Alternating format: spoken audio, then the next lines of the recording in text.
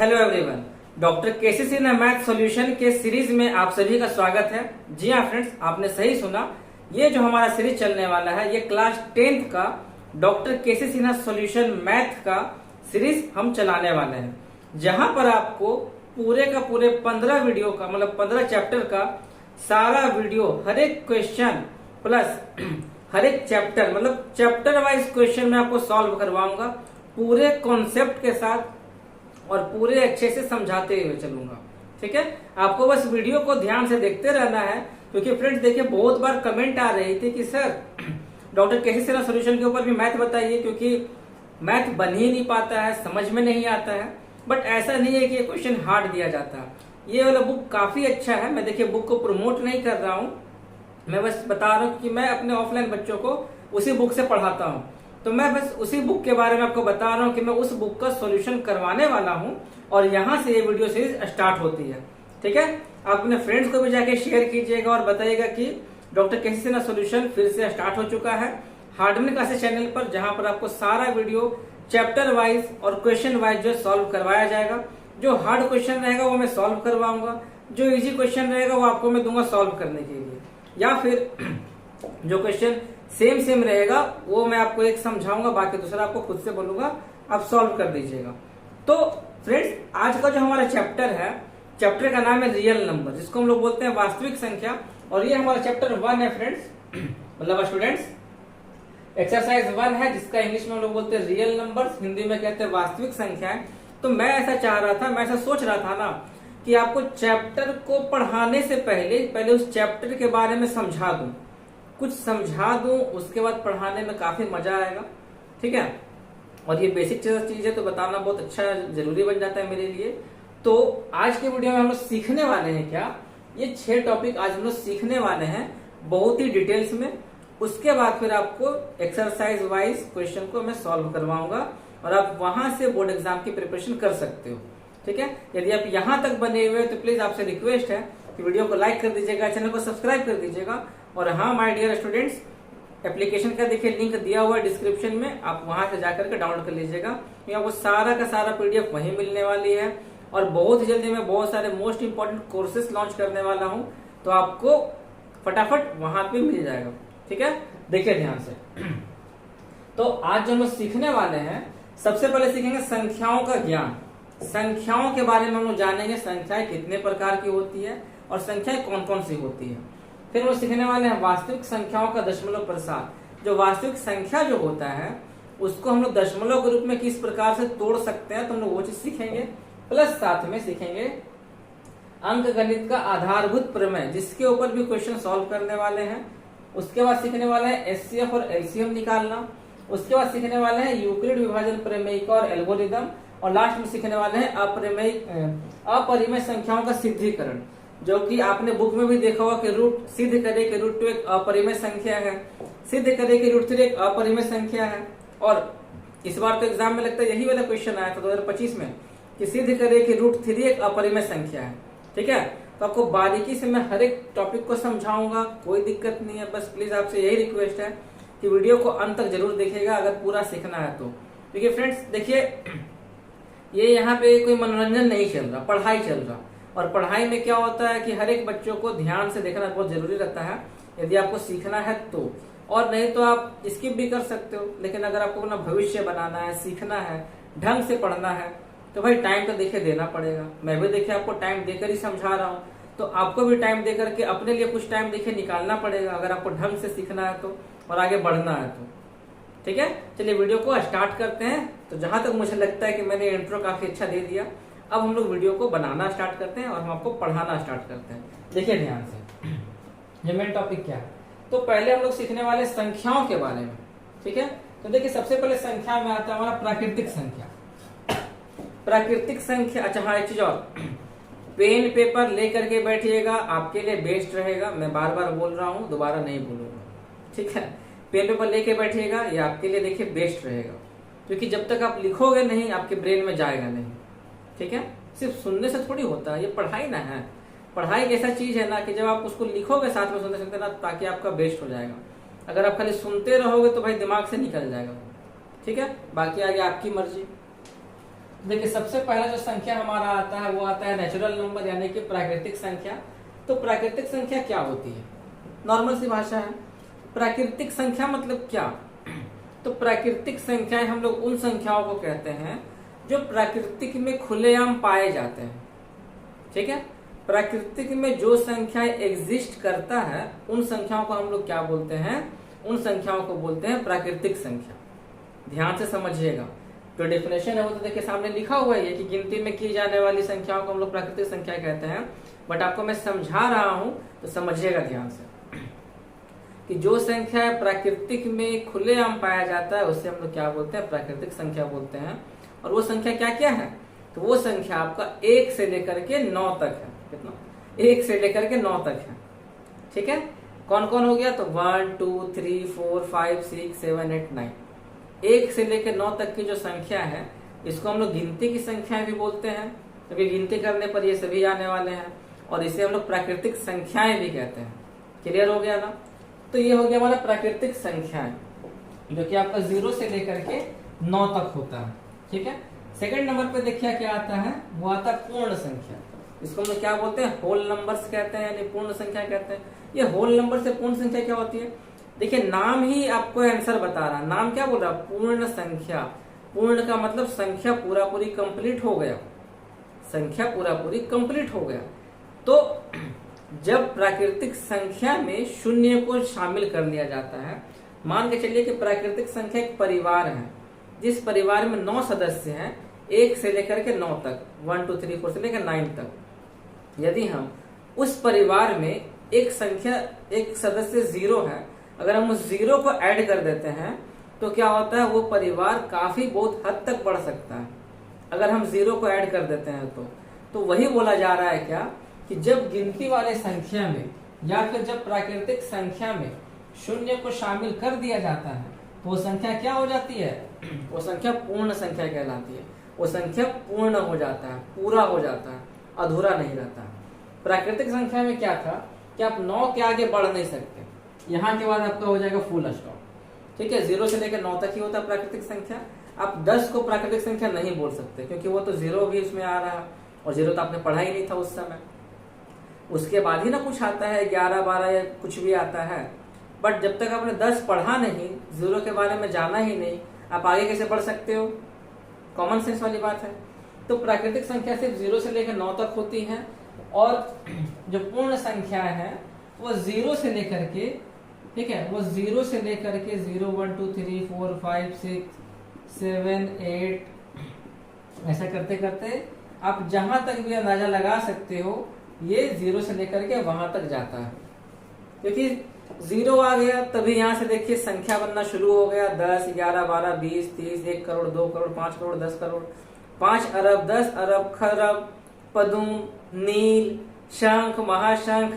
ठीक है, तो देखिए 0 आ जाने से संख्या काफी बड़ा हो गया, सिर्फ 0 का आविष्कार हो जाने से। इसीलिए 0 को कहा जाता है क्या? पूर्ण संख्या कही जाती है। ठीक है, क्लियर हो गया इतना? टॉपिक नंबर देखिए थर्ड में आते हैं। थर्ड में क्या बोला गया? भिन्न संख्या। भिन्न को इंग्लिश में क्या बोलते हैं? फ्रैक्शन बोलते हैं। क्या बोलते हैं? फ्रैक्शन। फ्रैक्शन का मतलब क्या कि जिस संख्या को हम लोग, भिन्न का मतलब क्या कि जिस संख्या को हम लोग a/b के रूप में लिख सकते हैं, उस संख्या को हम लोग क्या बोलते हैं? भिन्न कहते हैं, फ्रैक्शन कहते हैं। जैसे हो गया क्या? 4/8। ये भी एक संख्या है जो बटा में देखिए है। जहां देखिए ऊपर वाले को हम लोग क्या बोलते हैं? इसी को a बोलते हैं, नीचे वाले को b बोलते हैं। ठीक है, इतना समझिएगा। तो जिस संख्या को हम लोग लिख सकते हैं फ्रैक्शन में, जिस संख्या को हम लोग लिख सकते हैं a/b के रूप में, उस संख्या को हम लोग क्या बोलेंगे? उस संख्या को हम लोग यहाँ पे बोलेंगे भिन्न संख्या। क्लियर हो गया इतना? इस प्रकार की संख्या आपको जो भी देखने को मिलेगा, जो कि देखिए बटा वाले फॉर्म में है, यदि वो संख्या मानिए ऐसी भी अगर है ना दिया, वो 2 भी है, तो समझिएगा कि 2 के नीचे तो 1 है। समझे? इसके नीचे तो 1 है, लिखा हुआ 5/1 6/1 आया ना, तो वो संख्या भी क्या कहलाती है? भिन्न संख्या कहलाती है। तो आशा करता हूँ कि आपको ये 3 डेफिनेशन बहुत ही बारीकी से डिटेल्स में समझ में आ गया होगा। तो प्लीज कमेंट में बताइएगा फ्रेंड्स, मतलब माय डियर स्टूडेंट्स, कि ये सर मुझे तीनों डेफिनेशन अच्छे से समझ में आ गया, माइंड में चला गया। अब हम लोग आगे कुछ डेफिनेशन को सीखते हैं, और बारीकी से तो सबको सॉल्व करना ही है, सबको सीखना ही है। ठीक है, तो हम लोग अब आगे बढ़ते हैं। अब चलिए हम लोग आगे सीखते हैं। ठीक है, अगला देखिए हमारा क्या टॉपिक है, पूर्णांक संख्या यानी इंटीजर, परिमेय संख्या है रेशनल नंबर और अपरिमेय संख्या। डिटेल्स में समझते हैं, बारीकी से ध्यान से देखिए। पूर्णांक संख्या यानी इंटीजर, इंटीजर किसको बोलते हैं, पूर्णांक संख्या हम लोग किसको बोलते हैं, यानी वैसी संख्या जिसमें प्लस साइन वाला संख्या, जिसको हम लोग बोलते हैं धनात्मक, उसमें प्लस साइन चला आता है, उसमें फिर जीरो भी आता है, और ऋणात्मक मतलब जीरो से लेकर के अनंत तक जितना भी टाइप का नंबर आता है, प्लस वाला, माइनस वाला, प्लस जीरो, जितना भी आता है, सारों को मिला करके हम लोग क्या बोलते हैं, इंटीजर बोलते हैं, पूर्णांक संख्या बोलते हैं। ठीक है, इसको हम एक नंबर लाइन पे देख के समझ सकते हैं क्या, कि धनात्मक, ऋणात्मक और शून्य से बने हुई संख्या को क्या बोलते हैं, पूर्णांक संख्या कहते हैं। और इसको हम लोग संख्या रेखा इसको कहते हैं, नंबर लाइन कहते हैं, उसमें हम लोग इसको देख सकते हैं। ठीक है, तो ये देखिए जीरो हो गया। अब इसके जो देखिए दाईं ओर, जिसको हम लोग बोलते हैं क्या, राइट साइड, दाईं ओर, और इसके देखिए इधर बाईं ओर, इधर आ जाइए बाईं ओर, यानी कि लेफ्ट साइड। तो देखिए दाईं ओर जो होता है, जीरो बीच में हमेशा रहेगा, जीरो के दाईं ओर का जो वैल्यू होता है वो प्लस में जाता है, +1, +2, +3, +4, +5, +6 एंड सो ऑन। ठीक है, और बाएं तरफ जो वैल्यू जाता है वो माइनस में जाता है, -1, -2, -3, -4, -5, -6 एंड सो ऑन। ठीक है, यहां पर आप चीज समझिएगा फ्रेंड्स, बहुत ही अच्छा मजा आएगा। कि देखिए अगर हम प्लस में बढ़ते हैं, ठीक है, अगर हम दाएं तरफ बढ़ते हैं तो क्या आपको क्या दिख रहा है, 1 से बड़ा 2, 2 से बड़ा 3, 3 से बड़ा 4, 4 से बड़ा 5, 5 से बड़ा 6। मतलब अगर हम लोग दाएं तरफ बढ़ रहे हैं, राइट साइड अगर हम लोग जब बढ़ रहे हैं, तो यहाँ पर आपको क्या दिख रहा, कि हर अगला नंबर जो है पीछे वाले नंबर से ज्यादा है। यानी यहाँ पर जो नंबर है ये बढ़ते क्रम में जा रहा है, किस में जा रहा है, बढ़ते क्रम में जा रहा है। हर अगला नंबर क्या पीछे वाले नंबर से ज्यादा है। देखिए 5 4 से बड़ा है, 4 3 से बड़ा है, 6 5 से बड़ा है। ठीक, लेकिन यहाँ पे बाईं ओर क्या हो जाता है, ये चीज चेंज हो जाता है। यहाँ पे क्या होगा, हम यहाँ पे ये नहीं बोल सकते कि हर एक नंबर जो बढ़ रहा है ना वो पीछे वाले से बड़ा है। यहाँ पे ये चीज छोटा होता जा रहा है। मतलब ये हुआ, इसको कैसे समझिए, ये 6 से छोटा 5, 5 से छोटा 4, 4 से छोटा 3, 3 से छोटा 2, 2 से 1, 1 से 0, यानी 1 से छोटा क्या है, 0। अब आपके मन में ये सवाल है कि 0 से छोटा क्या है, तो 0 से छोटा है -1, -1 से छोटा हो गया -2, -2 से छोटा हो गया -3, -3 से छोटा हो गया -4। मतलब माइनस में वैल्यू जितना आपको बड़ा दिखेगा, एक्चुअल में वो वैल्यू सबसे ज्यादा छोटा रहेगा। ठीक, अगर मैं आपसे बोलूं, समझिएगा ध्यान से, यहाँ पे बहुत क्या अटकते हैं कि +1 और +6, वैसे भी प्लस का साइन तो लिखते भी नहीं है। तो अगर हम आपसे ये पूछे कि 1 और 6 में बड़ा कौन है, आप बोलेंगे सर 6 बड़ा है, बहुत अच्छी बात है। लेकिन अगर हम आपसे ये पूछते हैं कि -1 और -6 में बड़ा कौन है, तब अगर आप ये बोलते हैं कि सर -6 बड़ा है, तो आप रॉन्ग है वहां पे। तब देखिए बड़ा हो जाएगा -1। तो याद रखिएगा क्या, कि प्लस वाला वैल्यू हमेशा बड़ा होता है माइनस वाले वैल्यू से। पहला नंबर बात कि प्लस वाला वैल्यू हमेशा बड़ा होता है माइनस वाले वैल्यू से। दूसरा नंबर बात कि 0 से देखिए जो वैल्यू जितना छोटा जाएगा, मतलब अगर कोई वैल्यू बहुत बड़ा आपको दिख रहा है, साइन लगा हुआ है माइनस का, तो समझिए वो उतना ही छोटा है। ठीक है, यानी -4 और -6 में छोटा कौन हो गया, -6 हो गया। याद रखिएगा कि माइनस में जो वैल्यू जितना बड़ा आपको दिखेगा वो सबसे छोटा रहेगा। अगर मैं आपसे बोलूं कि बताइए -123 और -512, इसमें सबसे छोटा कौन है, तो आप क्या इसको बोलोगे, नहीं, जो नंबर सबसे बड़ा है और वो माइनस में दिया गया, तो ये नंबर क्या सबसे छोटा है। और इन दोनों में बड़ा कौन है, तो इन दोनों में बड़ा है -123। क्लियर हो गया ना, इतना आप समझ गए, बहुत बढ़िया बात है। अब देखिए आगे बढ़ते हैं, परिमेय संख्या। परिमेय संख्या क्या होती है, परिमेय संख्या को हम लोग बोलते हैं रेशनल नंबर। ठीक है, तो परिभाषा देखिए इसका यही कह रहा है कि जिन संख्याओं को हम लोग P बटा Q के फॉर्म में लिख सकते हैं और जहां पर जो Q है वो 0 के बराबर नहीं होना चाहिए, उन संख्याओं को हम लोग क्या बोलते हैं, परिमेय संख्या कहते हैं, रैशनल नंबर कहते हैं। ठीक है, कि जिन संख्याओं को P बटा Q के रूप में लिखा जा सकता है, लेकिन शर्त है कि Q का वैल्यू 0 नहीं होना चाहिए। Q क्या हो गया, तो Q देखिए होता है नीचे वाला वैल्यू, नीचे वाला वैल्यू 0 के बराबर नहीं होना चाहिए, तो उसी को हम लोग क्या बोलेंगे, परिमेय संख्या बोलेंगे। एग्जाम्पल के तौर पर देखिए मैं आपको बताता हूं कि जैसे हो गया 4/8, ठीक है, आप कुछ भी ले लीजिए, 1/2, 7/3, 3/7, आप कुछ भी ले लीजिए, ठीक है, 0/5 ही क्यों ना ले लीजिए, चलिए। लेकिन अगर मैं बोलूं कि 5/0 क्या होगा, क्या ये वाला संख्या परिमेय संख्या कहलाएगा, तो आप बोलेंगे सर नहीं कहलाएगा। ठीक है, याद रखिएगा, परिमेय संख्या वही है जहां पर नीचे का वैल्यू 0 के बराबर नहीं होना चाहिए। ऊपर का वैल्यू 0 है तो कोई दिक्कत नहीं, बट नीचे का वैल्यू 0 के बराबर नहीं होना चाहिए। दिमाग में बैठ गया ना। ये देखिए अपरिमेय संख्या, उसका उल्टा अपरिमेय संख्या, कि जिन संख्याओं को P बटा Q के रूप में नहीं लिख सकते हैं या नहीं लिखा जा सकता है, उन संख्याओं को हम लोग क्या बोलते हैं, अपरिमेय संख्या कहते हैं। अब उसको हम लोग जब P बटा Q के फॉर्म में जब नहीं लिख सकते हैं, तब ऐसी कौन कौन सी संख्याएं चली आती है भाई, तो वो सब संख्याएं आती है रूट वाली संख्या, वर्गमूल वाला संख्या, घनमूल वाला संख्या, उन संख्याओं को हम लोग क्या बोलते हैं, अपरिमेय संख्या बोलते हैं। ठीक है, तो देखिए ये हो गया रूट का संख्या से, हो गया √2 हो गया, √3 हो गया, √5 हो गया, √4 नहीं बोल सकते क्योंकि √4 तो 2 के बराबर होता है ना, √7 हो गया, √11 हो गया, है ना, रूट हो जाएगा 7/2 हो जाएगा, ऐसा समझ में। और पाई भी देखिए क्या होता है, समझिएगा ध्यान से, पाई भी होता है अपरिमेय संख्या। अब बोलेंगे सर कैसे पाई अपरिमेय संख्या है, हम लोग तो पाई का वैल्यू जानते हैं कि 22/7 होता है, हम लोग पाई का वैल्यू ये भी जानते हैं कि 3.14 होता है।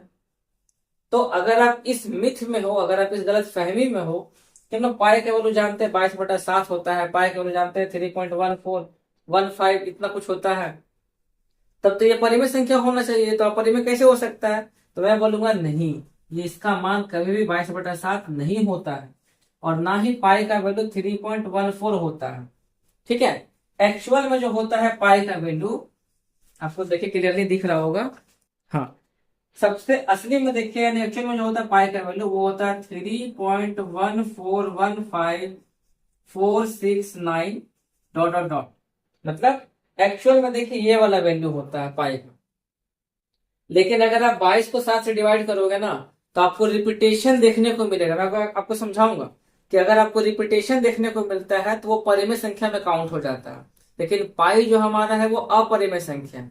दिमाग में रखिएगा, एग्जाम में पूछता है कि पाई कौन सी संख्या है, तो पाई भाई अपरिमेय संख्या है। कैसे, क्योंकि पाई का जो वैल्यू है वो कुछ ऐसा होता है 3.14154692, और ये आप गूगल पे सर्च कर लीजिएगा तो आपको क्या दिखाई देगा, आपका पूरा बोर्ड भर जाएगा डिवाइड कर करके।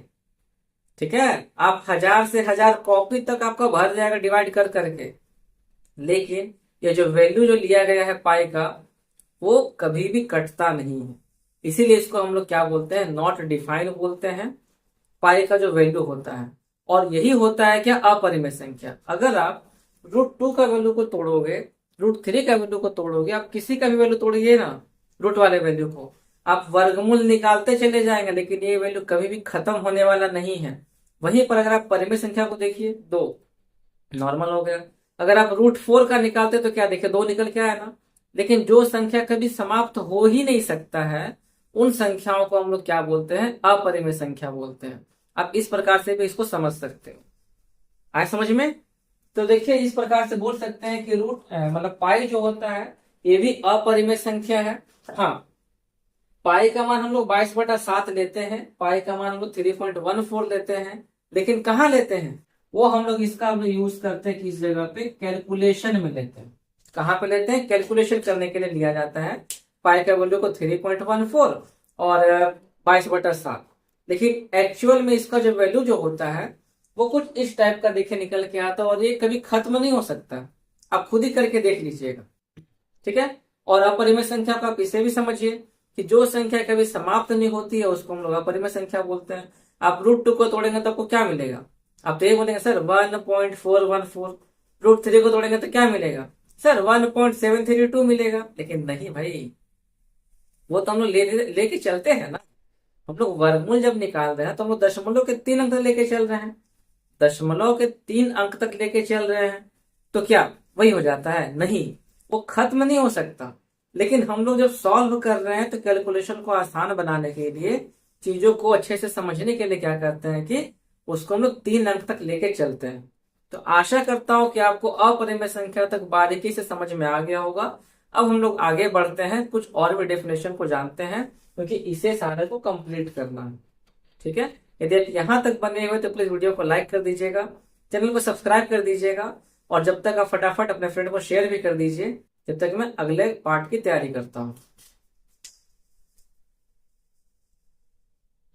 अब आगे देखिएगा फ्रेंड्स, अब हम लोग आगे कुछ बढ़ते हैं और यहाँ पे समझिए कि संख्या का ज्ञान कंप्लीट हो जाएगा। ठीक है, देखिए क्या है वास्तविक संख्या। तो आपको समझ में आ गया परिमेय संख्या क्या होती है, अपरिमेय संख्या क्या होती है।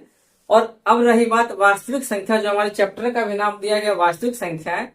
तो जब हम लोग परिमेय संख्या को और अपरिमेय संख्या को साथ में जोड़ते हैं तो हमारा क्या निकल करके आता है? वास्तविक संख्या निकल के आता है। यानी परिमेय संख्या और अपरिमेय संख्या का जो योगफल होता है वो क्या निकल के आता है फ्रेंड्स? तो वो निकल करके आता है वास्तविक संख्या। ठीक है, अब यहाँ पे एक एग्जाम्पल बताते हैं। तो देखिए 2 + √3 क्या एक वास्तविक संख्या हो जाएगा? कैसे? 2 देखिए परिमेय संख्या है और रूट में देखिए नंबर दिया तो अपरिमेय संख्या, दोनों मिलाकर क्या आएगा? वास्तविक संख्या निकल के आएगा। आप माइनस में भी इसको ले सकते हो, कोई दिक्कत नहीं है। ठीक है, या फिर आप बोलोगे कि ये गुना में ले लेंगे तो देखिए ये भी हो जाएगा 9√7, और 8/√2 अगर करते हैं तो ये भी हमारा क्या कहलाएगा? वास्तविक संख्या कहलाएगा, क्योंकि यहाँ पर परिमेय संख्या और अपरिमेय संख्या का जो योगफल होता है वो वास्तविक संख्या होता है। ठीक है, अब यहाँ पे सिर्फ योगफल कहना है उचित नहीं रहेगा। आप यहाँ पे योगफल बोलो, घटाओ बोलो, गुना बोलो, मतलब कि मल्टीप्लीकेशन और डिवीजन।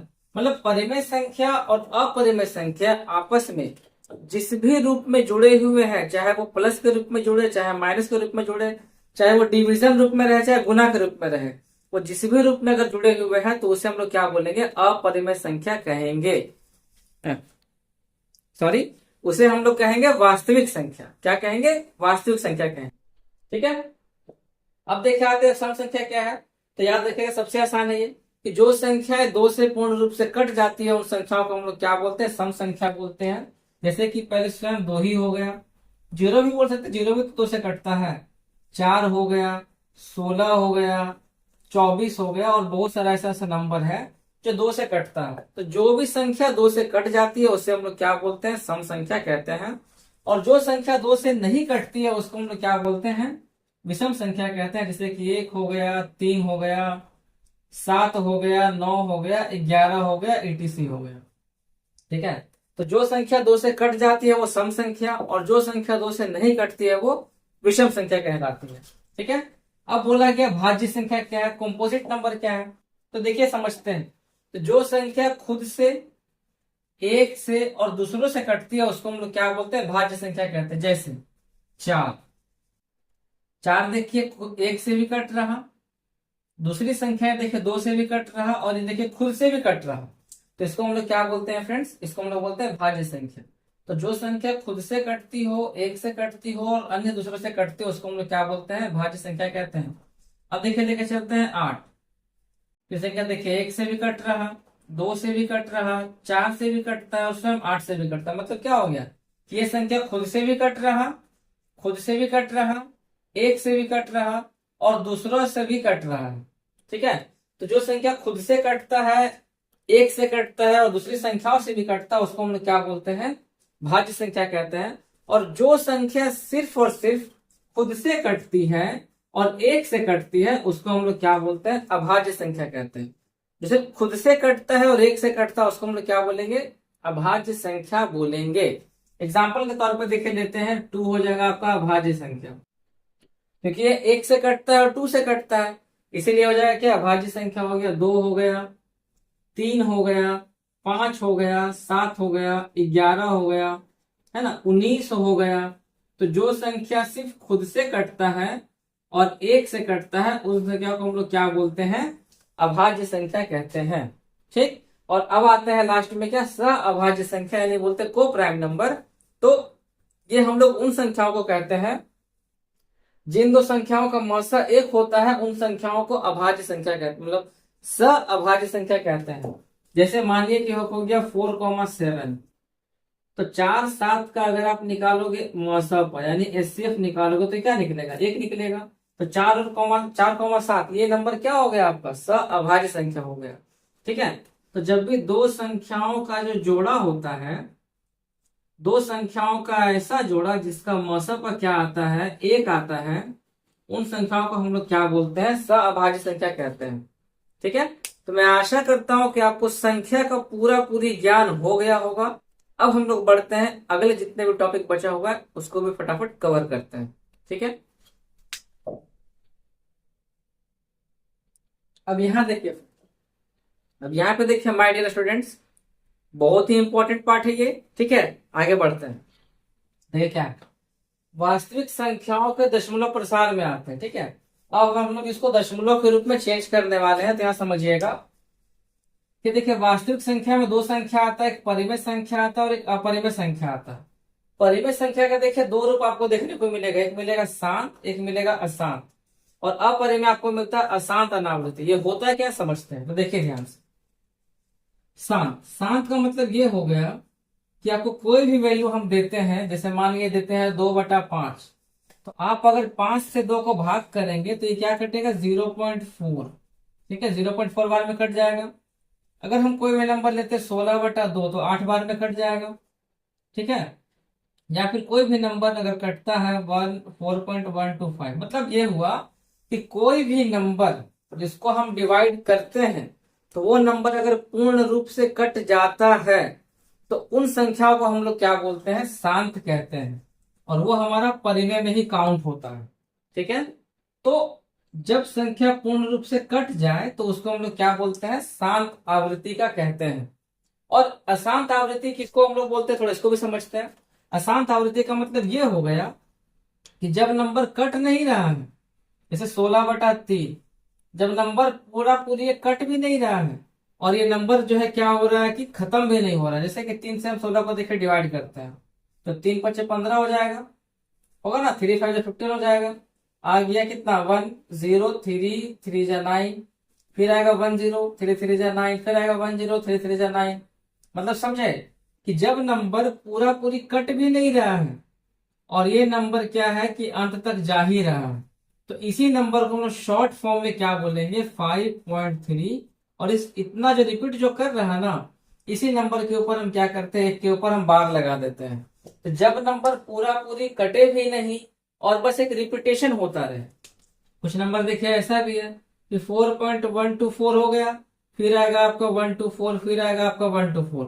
तो हम इसके जगह पे हम इसको ऐसे लिख सकते हैं।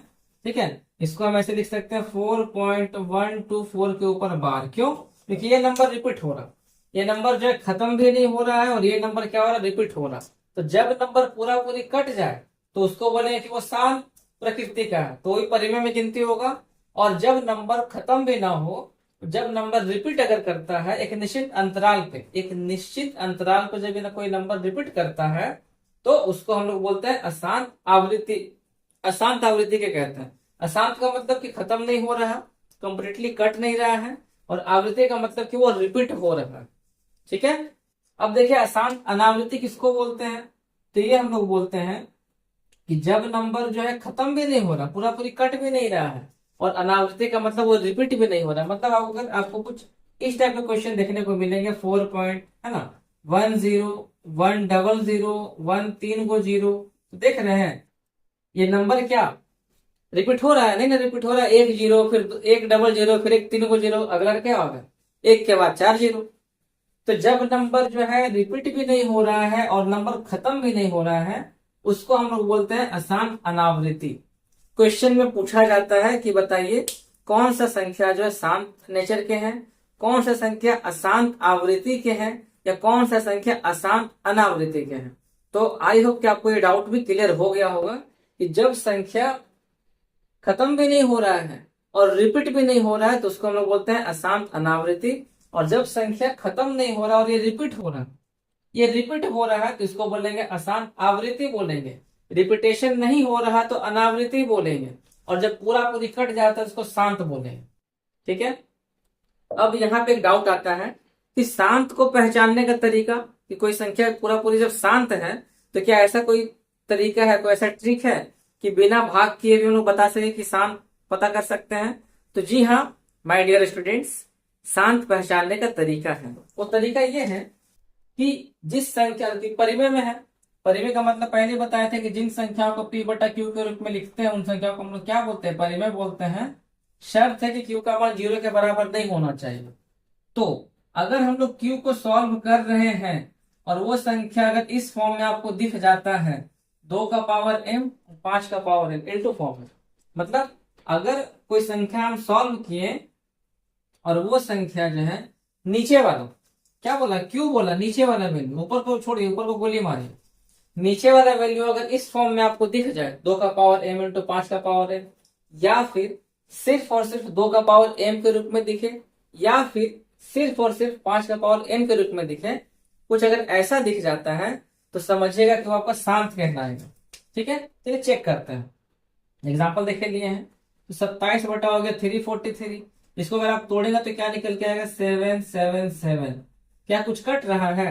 कुछ देखिए कट भी नहीं रहा है। जब कट नहीं रहा है तो ये अब आप ही बताइए कि क्या हो जाए। तो मैंने क्या बोला? ऊपर को नहीं देखना, नीचे को देखना है।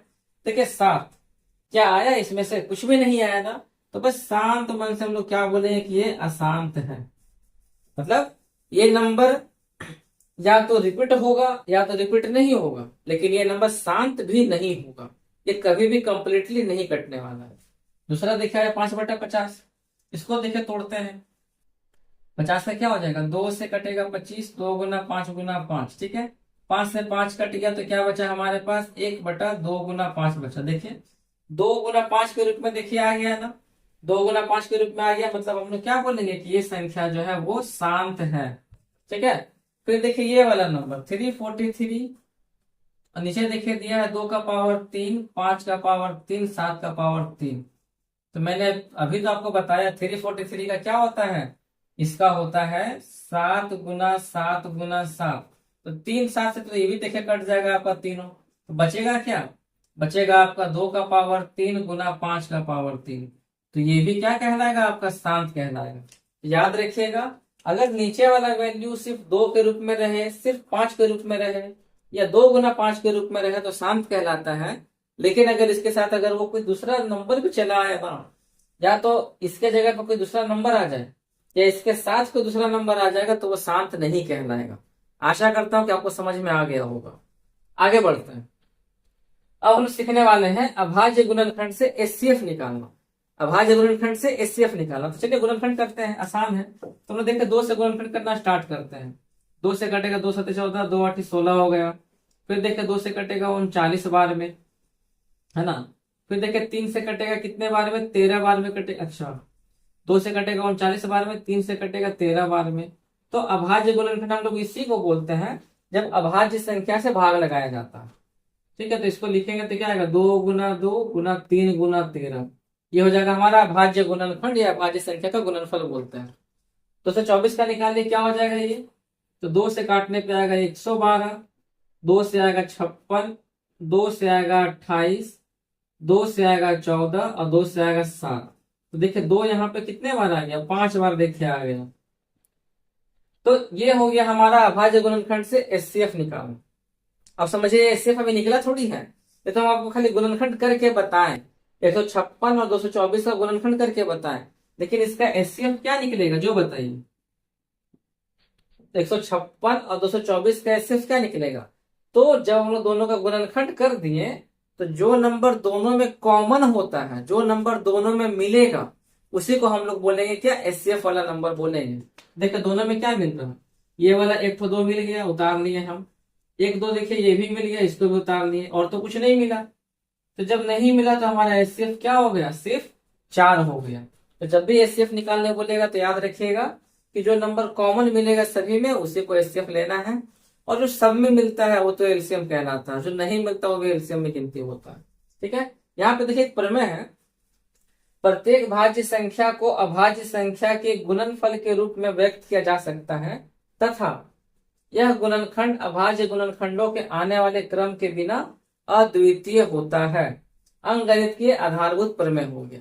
तो यहाँ पे बस यही कह रहा है ना कि कोई भी भाज्य संख्या है, भाज्य संख्या मतलब क्या, भाज्य संख्या का मतलब वे संख्या जो खुद से कटता है, एक से कटता है और अन्य दूसरी संख्याओं से भी कटती है, उन संख्याओं को हम लोग क्या बोलते हैं, भाज्य संख्या कहते हैं। ठीक है, तो देखिए 6 का गुणनखंड किया तो क्या निकला, 2 गुना 3 निकला, और 6 का देखिए करेंगे तो 3 गुना 2 भी निकलता है। तो अब आप ये बताइए, तो अगर हम 2 गुना 3 कर रहे हैं तो भी तो 6 आ रहा, 3 गुना 2 कर रहे हैं तो भी तो देखिए 6 आ रहा। तो इसका मतलब यही हो गया कि जब भी हम लोग किसी भाज्य संख्या का जब गुणनखंड तोड़ते हैं तो या तो वो क्रम में आएगा, मतलब सीरियल वाइज आएगा, 2 गुना 3 गुना 5 ऐसे करके आएगा, या तो वो बिना क्रम के भी आएगा, 3 गुना 2। आए समझ में? तो ये हमारा प्रमेय हो गया। तो आशा करते हैं कि आपको यहाँ तक समझ में आ गया होगा। अब हम लोग आगे बढ़ते हैं और वीडियो को फटाफट कंप्लीट करते हैं। आशा करता हूँ कि आपको समझ में भी आ रहा होगा। तो प्लीज वीडियो को लाइक कीजिएगा और कमेंट भी करके बताइए कि ये सर मुझे समझ में बहुत अच्छे से आ रही है। भाई मेहनत लगता है ना, तो अगर आप भी बोलोगे तो मुझे भी अच्छा लगेगा, है कि नहीं।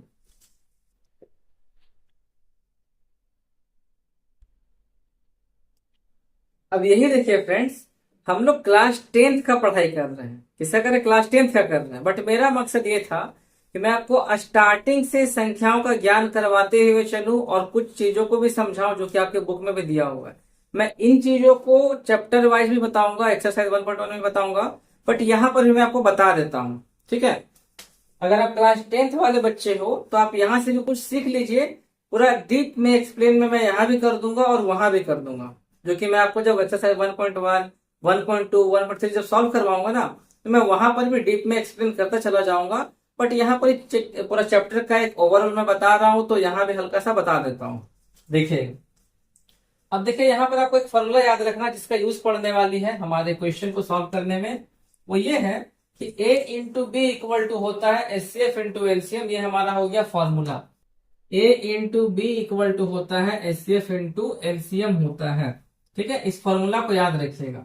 जहां पर A और B क्या है, तो देखिए A हो गया हमारा पहली संख्या, B हो गया दूसरी संख्या, HCF और एलसीएम अपने जगह पर है।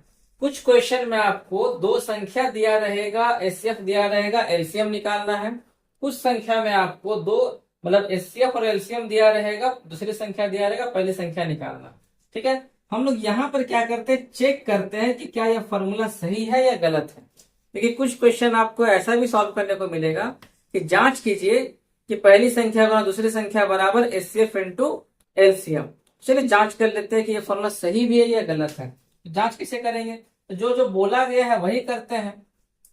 तो पहले बोला गया दोनों का गुणनफल, तो भाई हम लोग गुना तो कर सकते हैं। अब HCF और एलसीएम पहले निकाल लेते हैं, है ना। देखिए 36 का निकालिए, 36 का गुणनखंड करने पे क्या निकलेगा, ये 2 से करेंगे 18, 2 से करेंगे 9 और 3 से आएगा 3, मतलब 2 गुना 2 और आएगा यहाँ पे 3 गुना 3 हो जाएगा। ठीक है, 24 से करने पे क्या हो जाएगा, तो ये हो जाएगा आपका 2 से 12, 2 से इतना 2 गुना 3। ठीक है, ये हो गया। अब इसका आप निकाल लेते, क्या HCF और एलसीएम निकालना पड़ेगा, तब ना हम लोग बता सकते हैं। चेक करेंगे, देखिए HCF क्या होता है, मैंने बताया था अभी आपको। HCF मतलब क्या, जो नंबर दोनों में कॉमन मिल रहा है उसको हम लोग बोलते हैं क्या, HCF बोलेंगे। ये तो देखिए दोनों में मिला, ये भी देखिए 2 क्या है दोनों में मिला, और ये देखिए 3 भी देखिए दोनों में मिला, तो हम लोग बोल सकते हैं क्या, ये हो गया हमारा HCF। ठीक है, लेकिन अब हम लोग आते हैं इसका एलसीएम में। एलसीएम क्या हो जाएगा कि जो नंबर आपको दोनों में मिल रहा है, जो नंबर आपको देखिए दोनों में मिल रहा है, उस नंबर को तो हम लेंगे ही लेंगे, साथ में हम लोग उस नंबर को भी लेते हैं जो नंबर दोनों में नहीं मिल रहा है, यानी जो नंबर हमारा क्या हुआ बच गया एक्स्ट्रा, वो नंबर को भी हम लोग क्या करते हैं, लेना पड़ता है। ठीक है, तो ये हो जाएगा आपका ये वाला भाई, 2 दूनी 4, 4 तिया 12, 12 तिया 36, 36 दूनी 72। देखिए 2 देखे दोनों में मिला, ले लिए। एक 3 देखे दोनों में मिला, ले लिए। ये 3 और 2 देखे दोनों में नहीं मिला, तो इसको भी लेना पड़ता है। तो ऐसे हम लोग ऐसे निकालते हैं। ठीक है, अब बोला है दोनों को गुना कीजिए, तो अब क्या कीजिएगा कि देखिए पहली संख्या इंटू दूसरी संख्या, मतलब 36 को 24 से गुना कीजिए, कितना आएगा, चलिए करते हैं। तो 24 छके होता है 144, बचेगा आपके हाथ में 14। 24 दिया 72, 72 14 कितना होता है, तो 86 होता है। ठीक है, अब हम लोग आते हैं दोनों का जो है गुना करने बोला है, एचसीएफ इंटू एलसीएम को। एचसीएफ कितना आ गया, 12 आ गया, एलसीएम आ गया 72, गुना कीजिए 12 दूनी 24, बचा 2 84 और 2 होता है 86। देखिए दोनों बराबर आ गया ना, तो हम बोल सकते हैं कि ये फॉर्मूला हमारा क्या है, सही है। और इसी पर बहुत सारे क्वेश्चन देखने को मिलेगा। ठीक है, अब हम लोग हल्का सा इसको भी जान लेते हैं, यूक्लिड विभाजन प्रमेय क्या है। डीप में तो हम लोग जानेंगे ही जानेंगे, चैप्टर को जब हम लोग बनाना स्टार्ट करेंगे तब। ठीक है, चलिए हल्का सा समझते हैं। तो यूक्लिड विभाजन प्रमेय क्या है, तो बोला दो धनात्मक पूर्णांक ए और बी के लिए दो पूर्ण संख्या क्यू और आर इस प्रकार होता है कि A equal to B Q plus R, जहां पर आर का जो वैल्यू है वो 0 के बराबर और बड़ा भी होता है और बी से छोटा होता है। ठीक है, इसी को हम लोग क्या बोलते हैं, यूक्लिड विभाजन प्रमेय का बोलते हैं। हम बोलेंगे सर ये होता क्या, समझ में नहीं आया। देखिए आप हल्का सा बस आप इतना खाली समझिए ना कि देखिए कोई नंबर है, दो नंबर है, हम 7/2 ले रहे हैं, तो इसको हम कैसे लिख सकते हैं, 2 से हम 7 को भाग करेंगे तो क्या होगा, 2 तिया 6 हो जाएगा, बचेगा आपका 1। ये समझ में आया, आए समझ में। तो बस इसी को हम लोग बोलते हैं यूक्लिड विभाजन प्रमेय का। अब इसी में जो ए है ना, वो क्या है आपका, ये 7 है, जो बड़ा वाला नंबर है वो क्या है आपका 7 है। ठीक, इसी में जिससे हम लोग भाग लगा रहे हैं वो हमारा क्या हो जाएगा, बी हो जाएगा। जिससे भाग लगा रहे हैं वो क्या हो जाएगा, बी हो जाएगा। क्यू क्या हो जाएगा आपका, गुना का फॉर्म है, क्यू हो जाएगा आपका ये कोशेंट 3 हो जाएगा। क्या समझे, कि जिससे भाग लगा रहे हैं वो 2 हो जाएगा, जितना बार में कट रहा है वो 3 यानी वो क्यू हो जाएगा, और आर क्या हो गया, आर हो गया आपका शेषफल यानी 1 हो गया। समझ में आया बात। और इस तरीके से आपको बार बार चलना है, तब तक चलना है जब तक ये आर का वैल्यू 0 ना हो जाए। जब आर का वैल्यू 0 हो जाएगा तब हम लोग क्या बोलेंगे कि उसका मौसम पर कितना आएगा, जो यहाँ पर वैल्यू रहता है वो वैल्यू चला आता है उसका मौसम पर। ठीक है, देखिए हम लोग यहाँ पे एक एग्जाम्पल से समझते हैं। आशा करते हैं कि आपको ये कॉन्सेप्ट समझ में आ गया होगा। ये समझ में आया ना, ये समझ में आ गया ना, तो देखिए ये भी आपको समझ में आ जाएगा। हम लोग डीप में भी इसको बताएंगे, कोई दिक्कत नहीं है, हल्का सा समझ लीजिए, अच्छा रहेगा। तो देखिए, तो सबसे पहले देखिए 2 नंबर का बोला है यूक्लिड विधि से एचसीएफ निकालने के लिए। तो जो नंबर बड़ा होता है ना उसको हम लोग मानते हैं ए। ठीक है, और जो नंबर दोनों में छोटा होता है उसको मानते हैं बी, क्योंकि छोटा नंबर से बड़ा नंबर को भाग लगाना है।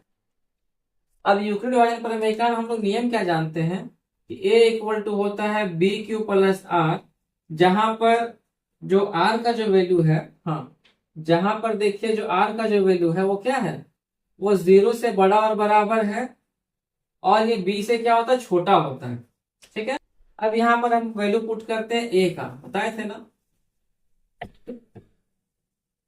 बी से क्या कर रहे हैं, अगर डिवाइड करें तो 135 से क्या करेंगे, भाग करेंगे।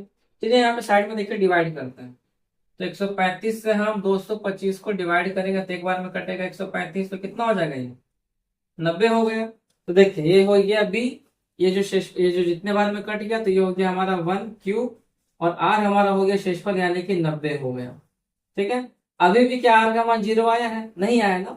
अब एचसीएफ कैसे निकालते हैं, आगे हम लोग 90 से ना देखिए भाग लगाते हैं। तो अब क्या हो जाएगा, अब इन दोनों में, ये वाला और ये वाला में जो बड़ा नंबर है वो हमारा हो जाएगा ए, यानी अब यहाँ पर ए हो जाएगा 135, और बी हमारा हो जाएगा जो शेषफल आया था 90 वो हो जाएगा। फिर से उसी प्रकार से सजाना है, 135 को क्या करना है कि 90 से भाग लगाएंगे, तो ये तो भाई एक बार में ही कटेगा, तो कितना आएगा, ये 45 आएगा निकल करके, आएगा ना 45 आएगा ना, प्लस आएगा 45। अभी भी देखिए ये नंबर क्या 0 के बराबर नहीं हुआ, तो अब यहाँ पे ए का वैल्यू क्या हो जाएगा 90, और बी का वैल्यू क्या हो जाएगा आपका 45।